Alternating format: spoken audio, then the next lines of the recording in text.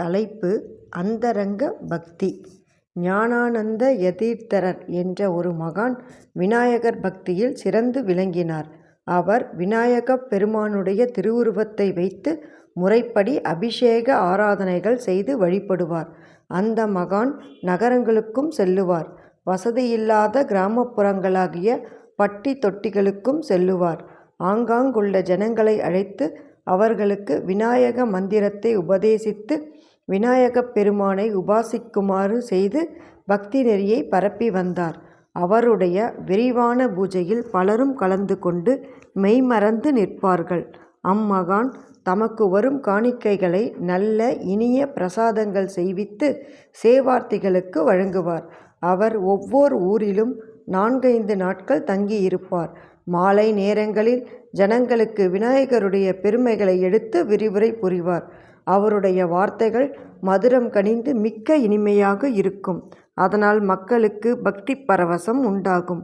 அன்பால் அணுகி வரும் அடியவர்களுக்கு சிறிய அளவில் செய்த செப்பு விநாயகர், சந்தன மர விநாயகர், எருக்கம் வேர் விநாயகர் ஆகியவற்றை கொடுத்து தீட்சையும் தந்து விநாயகரை உபாசிக்குமாறு அறிவுரை கூறுவார்.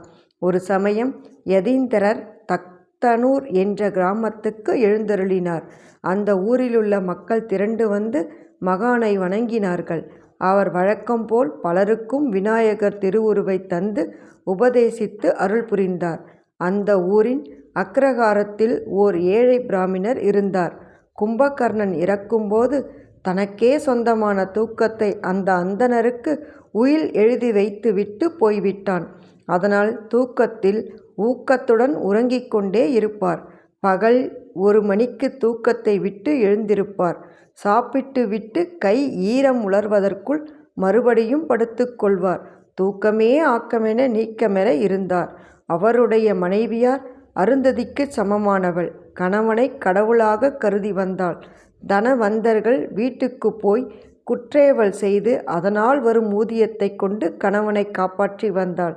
அந்த உத்தமிக்கு, நம் கணவர் இப்படி உறங்கிய வண்ணம் இருக்கிறாரே, ஊரில் உள்ளவர்கள் ஞானானந்த யதீர்த்தரிடம் சென்று உபதேசம் பெற்று விநாயகர் பூஜை செய்கிறார்களே, அதுபோல் நம் கணவரும் பிள்ளையாரை வணங்கி வந்து வழிபாடு செய்யவில்லையே, பெண்ணாக பிறந்த நான் என்ன செய்ய முடியும் என்று எண்ணி ஏங்கினாள். ஒரு நாள் கணவரை மெதுவாக எழுப்பி குளிப்பாட்டி தோய்த்து உலர்ந்த ஆடையை உடுக்கச் செய்து பணிந்து நின்று தனிந்த குரலில் கூறினாள். அன்புள்ள ஆர்வலரீர், நம் ஊருக்கு ஞானானந்த யதீர்த்தரர் என்ற ஒரு மகான் எழுந்தருளியிருக்கிறார். அவரிடம் பலரும் சென்று உபதேசம் பெற்று சிறு சிறு விநாயகர் திருவுருவங்களை பெற்று வந்து நேசித்து பூசிக்கிறார்கள்.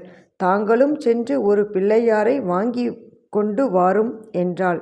ஏண்டி, பிள்ளையாரை வாங்கி வந்தால் தினம் குளிக்க வேண்டுமே, நீங்கள் என்று குளிப்பீரோ அன்று பூஜை செய்யுங்கள், மற்ற நாளில் நான் பூஜை செய்கிறேன். பிள்ளையாரை வாங்கி வந்தால் அவருக்கு தேங்காய், பழம், சுண்டல், பொரி, கடலை ஆகியவற்றுக்கு நாம் எங்கே போவது? நாம் உண்ணுகின்ற பழம், கஞ்சியை பிள்ளையாருக்கு படைத்தால் போதும். பிள்ளையாருக்கு அன்புதான் முக்கியம், ஆகாரம் முக்கியம் அல்ல. இதனை கேட்ட அந்த முரட்டு ஐயர் ராமபாணம் புறப்பட்டது போல் நேரே யதீந்திரர் தங்கியிருந்த திருமடத்துக்குச் சென்றார். மாணவர் கூழாங்கல்லுகளுக்கு இடையே முழு நிலாவைப் போல அமர்ந்திருந்த ஆசாரியாரைக் கண்டார். அவரை வணங்கி கேட்க வேண்டும் என்ற நியதி அறியாத அவர், குருவே, ஒரு பிள்ளையார் கொடு என்று உரத்த குரலில் கேட்டார். குருநாதர் புன்னகை பூத்து அந்த முரட்டு அந்தணரை அடிமுதல் முடிவரை பார்த்தார். அருகிலிருந்தவரை, இவர் யார் என்று கேட்டார். அவர்கள், சுவாமிஜி, இவர் இந்த ஊர் அக்ரகாரத்தில் இருக்கிறார். இவர் பெயர் கணேச ஐயர். முரட்டுத்தன்மை உள்ளவர், ஆனால் நல்லவர் என்று கூறினார்கள். குருநாதர், ஐயா, நாளைக்கு வாரும், பிள்ளையார் தருவேன் என்று கூறினார். உடனே அவர் வீட்டுக்கு போய், பெண்ணே, நாளைக்கு பிள்ளையார் தருகிறேன் என்று குருநாதர் கூறினார் என்று சொல்லிவிட்டு சித்ராதேவியை உபாசிக்கத் துவங்கினார்.